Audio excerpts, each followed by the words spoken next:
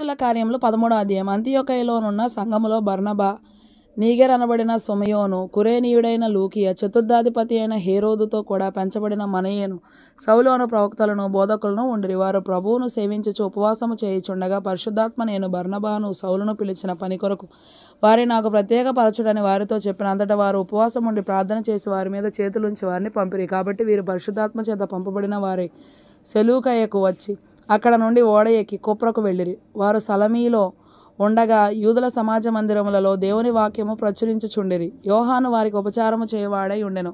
వారు ఆ ద్వీపమందు అంతటా సంచరించి పాఫు అను ఊరికి వచ్చినప్పుడు గారడీవాడను అబద్ధ ప్రవక్తయునైన బర్యేసు అను ఒక యూదుని చూచిరి.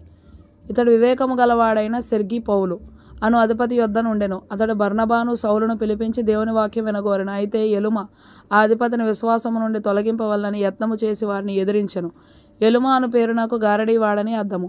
అందుకు పౌలు అనబడిన సౌలు పరిశుద్ధాత్మతో నిండినవాడై అతని తేరి చూచి సమస్త కపటముతోనూ సమస్త దుర్మార్గముతోనూ నిండినవాడా, అపవాది అనగా సాతాను కుమారుడా, సమస్త నీతికి విరోధి, నీవు ప్రభు యొక్క తిన్నని మార్గములు చెడగొట్టుట మానవా, ఇదిగో ప్రభు తన చెయ్యి నీ మీద ఎత్తియున్నాడు. నీవు కొంతకాలం గుడ్డివాడవై సూర్యుని చూడకుందువని చెప్పాను. వెంటనే మబ్బును చీకటి అతని కమ్మెను గనుక అతడు తిరుగుచు ఎవరైనా చెయ్యి పట్టుకొని నడిపింతురా అని వెదకుచుండెను.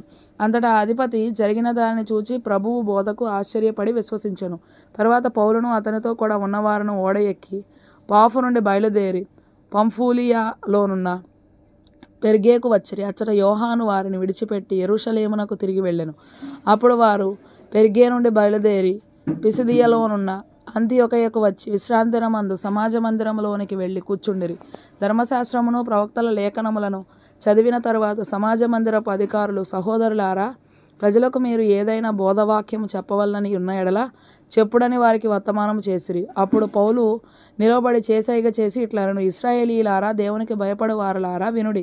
ఇశ్రాయేలను ఈ ప్రజల దేవుడు మన పితరులను ఏర్పరచుకొని వారు ఐగుప్తు దేశమందు పరదేశులై ఉన్నప్పుడు ఆ ప్రజలను హెచ్చించి తన భుజబలము చేత వారిని అక్కడ నుండి తీసుకొని వచ్చి ఇంచుమించు 40 ఏండ్ల మట్టుకు అరణ్యంలో వారి చేష్టలను సహించెను. మరియు కనాను దేశంలో 7 జాతుల వారిని నాశనము చేసి వారి దేశములను వీరికి స్వాస్థ్యముగా పంచి ఇచ్చెను. ఇంచుమించు 450 సంవత్సరములు ఇట్లు జరిగెను. అటు తర్వాత ప్రవక్త అయిన సమూయేలు వరకు ఆయన వారికి న్యాయాధిపతులను దయచేసెను.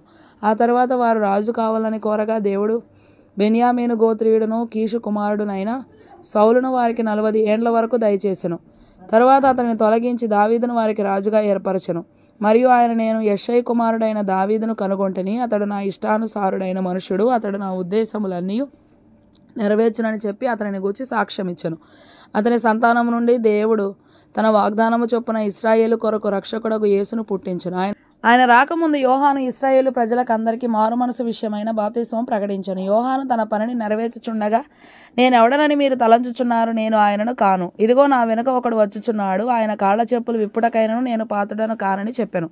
సహోదరులారా, అబ్రహాము వంశస్థులారా, దేవునికి భయపడు వారలారా, ఈ రక్షణ వాక్యం మన యొద్దకు పంపబడి ఉన్నది. యెరూషలేములో కాపురముండు వారును వారి అధికారులను ఆయననైనను ప్రతి విశ్రాంతి దినమున చదవబడుచున్న ప్రవక్తల వచనములనైనను గ్రహింపక ఆయనకు శిక్ష విధించుట చేత ఆ వచనములను నెరవేర్చిరి. ఆయన యందు మరణమునకు తగిన హేతువేదియు కనపడకపోయినను ఆయనను చంపింపవలనని వారు పిలాతును వేడుకొనిరి. వారు ఆయనను గూర్చి రాయబడినవన్నీ నెరవేర్చిన తరువాత ఆయనను మ్రాను మీద నుండి దింపి సమాధిలో పెట్టిరి. అయితే దేవుడు మృతులలో నుండి ఆయనను లేపెను. ఆయన గలిలయ నుండి యెరూషలేమునకు తనతో కూడా వచ్చిన వారికి అనేక దినములు కనబడెను. వారిప్పుడు ప్రజల ఎదుట ఆయనకు సాక్షులై ఉన్నారు. దేవుడు యేసును లేపి పితరులకు చేసిన వాగ్దానమును మన పిల్లలకు నెరవేర్చి ఉన్నాడని మేమును మీకు సువార్త ప్రకటించుచున్నాము. అలాగే నీవు నా కుమారుడవు, నేడు నేను నిన్ను కంటిని అని 2వ కీర్తన యందు రాయబడి ఉన్నది. మరియు ఇక కుళ్ళు పట్టకుండా ఆయన మృతులలో నుండి లేపుటను బట్టి దావీదునకు అనుగ్రహించిన పవిత్రమైన వరములను మీకు అనుగ్రహింతును అని నమ్మకములైనవని చెప్పెను. కాబట్టి వేరొక కీర్తన యందు నీ పరిశుద్ధిని కుళ్ళు పట్టనీయవని చెప్పుచున్నాడు. దావీదు దేవుని సంకల్పము చొప్పున తన తరము వారికి సేవ చేసి నిద్రించి తన పితరుల యొద్దకు చేర్చబడి కుళ్ళిపోయిన గాని దేవుడు లేపిన వాడు కుళ్ళు పట్టలేదు. కాబట్టి సహోదరులారా, మీకు ఈయన ద్వారానే పాపక్షమాపణ ప్రచురమగుచున్నదనియు మీరు మోషే ధర్మశాస్త్రం వలన ఏ విషయములలో నీతిమంతులుగా తీర్చబడలేకపోతిరో ఆ విషయములన్నిటిలో విశ్వసించు ప్రతివాడును ఈయన వలననే నీతిమంతుడుగా తీర్చబడుననియు మీకు తెలియగాక. ప్రవక్తల గ్రంథమందు చెప్పబడినది మీ మీదికి రాకుండా చూచుకొనుడి. అదేమనగా, ఇదిగో తిరస్కరించు వారలారా, ఆశ్చర్యపడుడి, నశించుడి. మీ దినములలో నేను ఒక కార్యము చేసేదను, ఆ కార్యము ఒకడు మీకు వివరించునని మీరెంత మాత్రమును నమ్మరు అనెను. వారు సమాజ రాజమందిరములోని వారు లేచిన తరువాత అనేకులు యూదులను భక్తిపరులైన యూద మత ప్రవిష్టులను పౌలును బర్నబాను వెంబడించిరి. వీరు వారితో మాట్లాడుచు దేవుని కృపయందు నిలకడగా ఉండవలనని వారిని హెచ్చరించిరి.